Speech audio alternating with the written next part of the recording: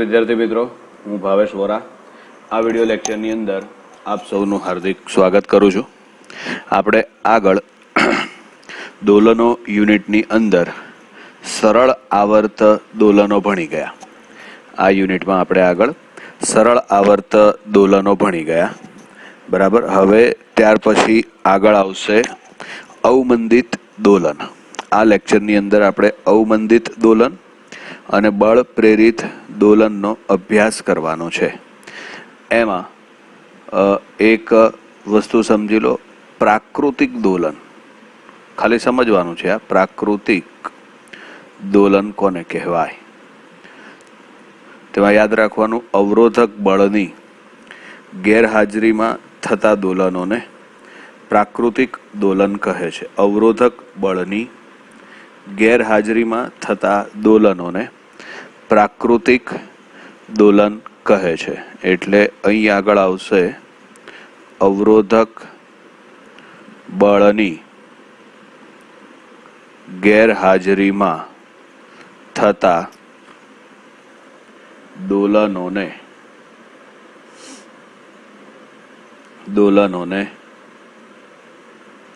પ્રાકૃતિક દોલન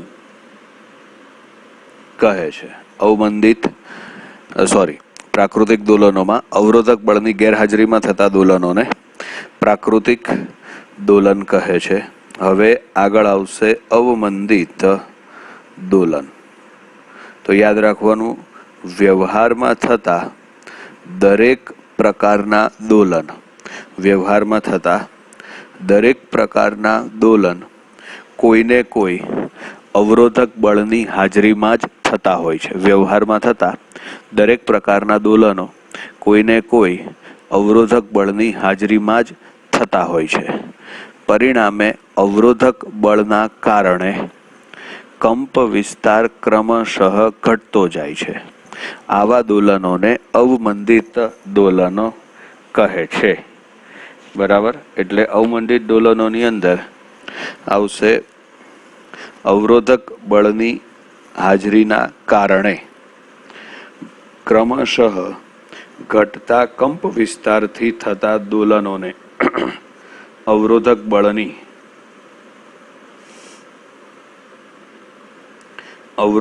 બળની હાજરીના કારણે ઘટતા કંપ વિસ્તારથી થતા દોલનોને અવમંદિત દોલન કહે છે. બરાબર છે. આમાં બે બળ લાગતા હોય છે. બરાબર. અવમંદિત, જેમ સરળ આવર્ત દોલન આગળ આપણે ભણી ગયા, એમાં એક જ બળ હતું, પુનઃસ્થાપક બળ. જ્યારે આની અંદર છે ને બે બળ આવશે. એમાં એક આવશે પુનઃસ્થાપક બળ, બરાબર, અને બીજું આવશે અવરોધક બળ. બરાબર. એક છે પુનઃસ્થાપક બળ અને બીજું છે અવરોધક બળ. પુનઃસ્થાપક બળ Fy બરાબર -ky.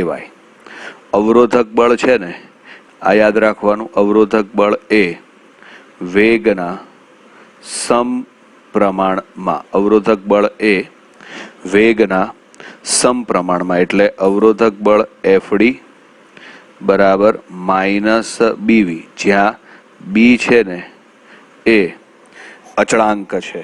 બરાબર. જ્યાં બી એ અવમંદન અચળાંક છે. અવમંદન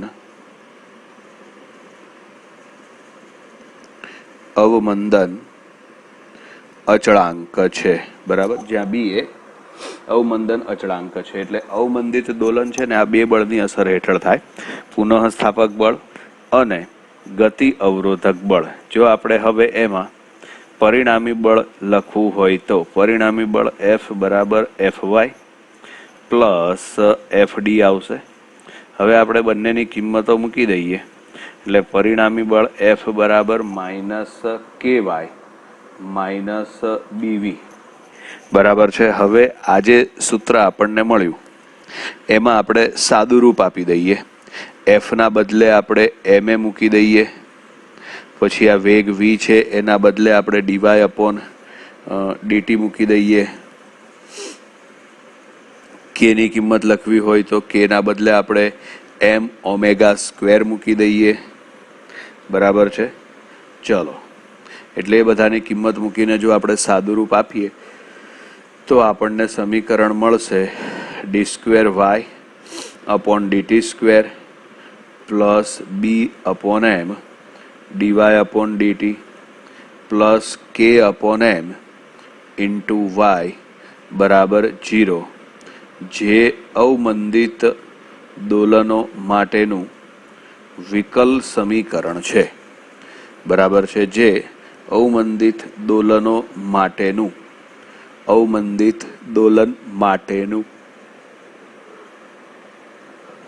વિકલ સમીકરણ છે.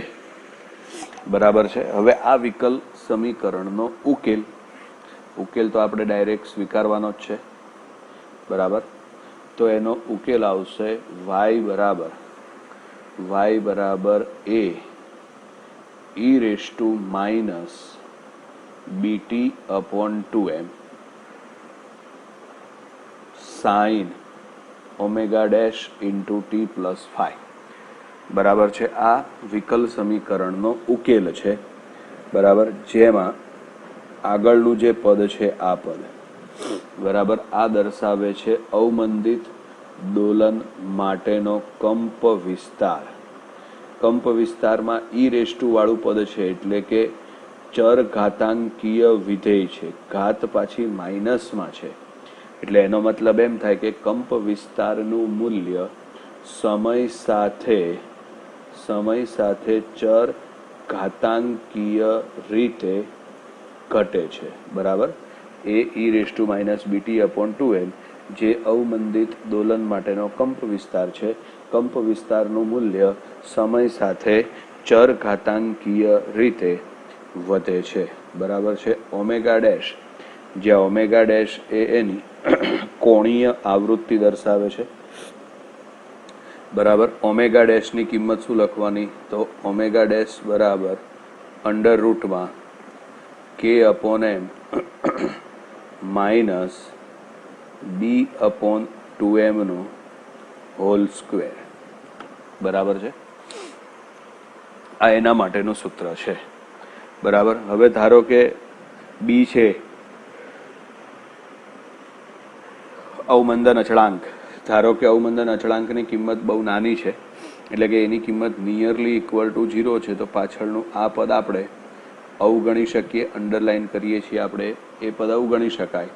તો એના માટે ઓમેગા ડેશ બરાબર અંડર રૂટમાં કે અપોન એમ આવશે.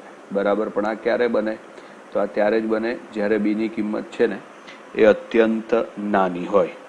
બી છે એ અવરોધક ગુણાંક એટલે અવમંદન અચળાંક છે. બરાબર છે. જેનો એકમ આવશે ન્યૂટન ઇન્ટુ સેકન્ડ પ્રતિ મીટર. ન્યૂટન ઇન્ટુ સેકન્ડ પ્રતિ મીટર. બરાબર. આના એકમ ઉપરથી એનું પારિમાણિક સૂત્ર તમારે બનાવી લેવાનું જાતે. એકમ ઉપરથી પારિમાણિક સૂત્ર તમારે લોકોએ જાતે બનાવી લેવાનું. બરાબર છે. એટલે આમાં સમીકરણની અંદર મેઇન આપણે જરૂર પડશે એના કંપ વિસ્તારના સૂત્રની. મેઇન જરૂર પડશે કંપ વિસ્તારના સૂત્રની. બરાબર. એટલે એ યાદ રાખવાનું. બરાબર. અવમંદિત દોલનોમાં કંપ વિસ્તારનું મૂલ્ય સમય સાથે ચર ઘાતાંકીય રીતે ઘટે છે. ચલો, હવે ત્યાર પછી આગળ આવશે પ્રણોદિત દોલનો અથવા તો એને કહેવામાં આવે બળ પ્રેરિત દોલનો. બરાબર. બળ પ્રેરિત દોલનો અથવા તો એને કહેવાય પ્રણોદિત દોલનો. બરાબર. અથવા તો કહેવાય બળ પ્રેરિત દોલનો. પ્રણોદિત દોલનો અથવા બળ પ્રેરિત દોલનો. બરાબર છે. આપણે ઉપર જોયું અવમંદિત દોલનો. અવમંદિત દોલનોમાં કંપ વિસ્તારનું મૂલ્ય ક્રમશઃ ઘટતું જાય. બરાબર છે. પણ માનો કે આપણે એના દોલનો જાળવી રાખવા હોય, એટલે કે લોલકને બંધ ના થવા દેવું હોય, લોલકને અટકાવવું ન હોય, એના દોલનો આપણે જાળવી જ રાખવા હોય, બરાબર છે, તો આપણે બહારથી એને બળ આપવું પડે. એક બહુ સાદું ઉદાહરણ છે. આ ઉદાહરણ લગભગ બધાને ખબર હોય છે. માનો કે આપણે હિંચકા ઉપર બેઠા હોઈએ, બરાબર છે, અને આપણે જો હિંચકો ચાલુ રાખવો હોય તો શું કરવું પડે? તો હિંચકો ચાલુ રાખવો હોય તો આપણે પગની મદદથી એને ધક્કો આપવો પડે. બીજી રીતે આપણે કહીએ તો પગની મદદથી ઠેસ આપવી પડે. તો તમે જે પગની મદદથી ઠેસ આપો છો એ બળ પ્રેરિત દોલનો થયા, કારણ કે તમે એ દોલનો જાળવી રાખવા માટે, તમે એ હિંચકાને બંધ થતો અટકાવવા માટે બહારથી તમે બળ આપો છો, એટલે એને કહેવાય બળ પ્રેરિત દોલનો. હવે આ જ ઉદાહરણમાં આપણે સમજીએ. ધારો કે આપણે બહારથી બળ આપતા નથી અને એમનેમ હિંચકા ઉપર બેસી રહીએ છીએ, તો શું થશે? તો હિંચકો થોડા સમય પછી બંધ થઈ જશે. આ દોલનોને કહેવાય અવમંદિત દોલનો. બરાબર છે. એટલે બાહ્ય બળ આપવું પડે. બળ પ્રેરિત દોલનો નામ જ ઉપરથી છે. આ દોલનોને જાળવી રાખવા માટે, વ્યવહારમાં થતા દરેક પ્રકારના દોલનોને જાળવી રાખવા માટે આપણે બાહ્ય બળ આપવું પડે. આવા દોલનને કહેવાય બળ પ્રેરિત દોલનો. આવા દોલન છે ને એ 3 બળની અસર હેઠળ થાય છે. બરાબર. એમાં એક પુનઃ સ્થાપક બળ તો આવશે જ. પછી બીજું ગતિ અવરોધક બળ આવશે.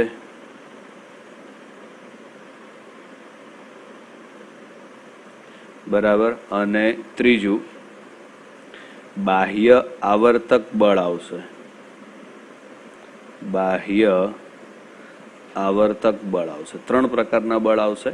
પુનઃસ્થાપક બળ આવશે, ગતિ અવરોધક બળ આવશે અને બાહ્ય આવર્તક બળ. પુનઃસ્થાપક બળ Fy બરાબર માઇનસ કહેવાય. ગતિ અવરોધક બળ Fd બરાબર માઇનસ Bv. બાહ્ય આવર્તક બળ F0 સાઇન ઓમેગા ટી. બાહ્ય આવર્તક બળ F0 સાઇન ઓમેગા ટી. આ 3 બળની અસર હેઠળ થાય. તો માટે પરિણામી બળ, તો માટે અહીં આગળ પરિણામી બળ F બરાબર Fy plus Fd plus F0 sine omega T. પહેલા Fના બદલે આપણે Ma લખીએ, Fyના બદલે માઇનસ કહેવાય, Fdના બદલે માઇનસ Bv. આ F0 સાઇન ઓમેગા ટી એમના એમ. આ બંને પદને હવે તમે સામેની બાજુએ લઈ જાઓ. એ માઇનસ છે તો પ્લસ થઈ જશે. બધાની કિંમત મૂકીને સાદુરૂપ આપો અને છેલ્લે જે સમીકરણ આપણને મળે એને તમારે m વડે ભાગી નાખવાના.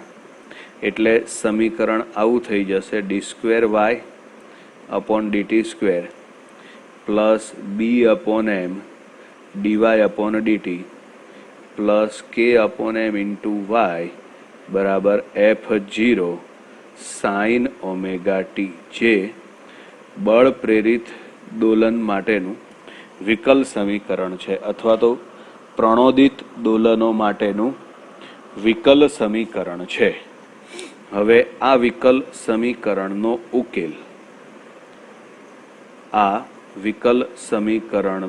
ઉકેલ, બરાબર. તો એમાં ઉકેલની અંદર છે y ઓફ ટી બરાબર a sine omega T plus 5. y of T બરાબર a sine omega T plus 5. જ્યાં a છે ને એ કંપ વિસ્તાર દર્શાવે છે. કંપ વિસ્તારનું મૂલ્ય a બરાબર આવશે F0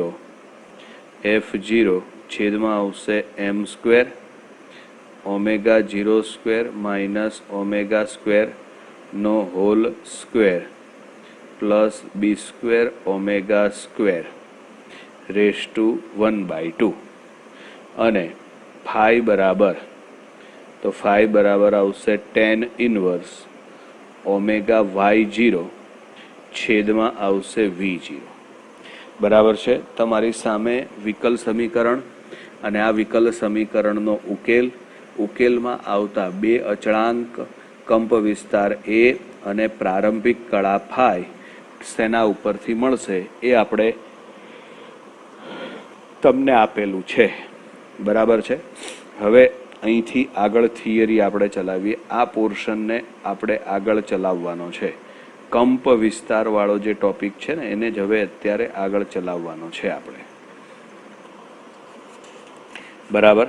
હવે આપણે માની લઈએ કે આમાં જે કંપ વિસ્તાર છે, બરાબર, આ કંપ વિસ્તાર એ ઓમેગા 0 સ્ક્વેર માઇનસ ઓમેગા સ્ક્વેરના વ્યસ્ત પ્રમાણમાં છે. કંપ વિસ્તાર છે એ ઓમેગા 0 સ્ક્વેર માઇનસ ઓમેગા સ્ક્વેરના વ્યસ્ત પ્રમાણમાં છે.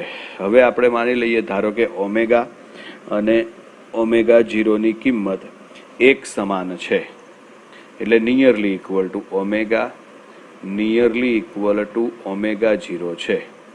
બરાબર. આ કિંમત આપણે ઉપર મૂકી દઈએ ઉપરના સૂત્રની અંદર, તો પરિસ્થિતિ શું આવશે? જો આ પદ નીકળી જશે, અંડરલાઈન કરું છું ને, ધ્યાન રાખજો, આ પદ નીકળી જશે કારણ કે નિયરલી ઇક્વલ ટુ છે એટલા માટે. તો હવે કંપ વિસ્તારનું મૂલ્ય આવશે એ બરાબર આવશે f0 છેદમાં લખાશે બી ઓમેગા. બરાબર છે. એ જ બરાબર f0 છેદમાં લખાશે બી ઓમેગા. બરાબર છે. જ્યારે આ પરિસ્થિતિ થાય omega nearly equal to omega 0 થાય ત્યારે કંપ વિસ્તાર એનું મૂલ્ય છે ને એ મહત્તમ બને છે. કંપ વિસ્તાર એનું મૂલ્ય છે ને મહત્તમ બને છે.